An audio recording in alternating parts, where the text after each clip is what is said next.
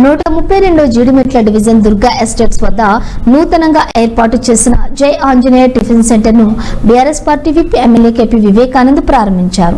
ఈ సందర్భంగా BRS party whip MLA KP Vivekanand మాట్లాడుతూ నాణ్యతతో కూడిన అల్పాహారాన్ని వినియోగదారులకు అందిస్తూ వ్యాపారం దినదిన అభివృద్ధికి చెందాలన్నారు.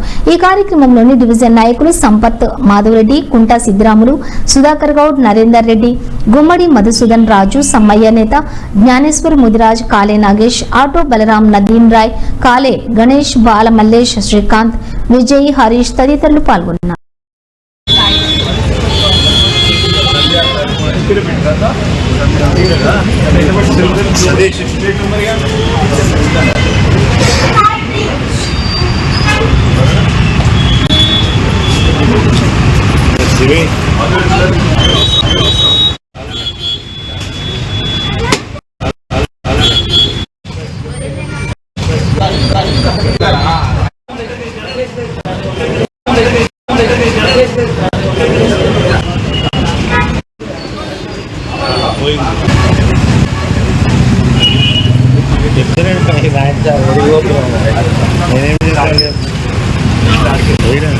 ఏం లేవు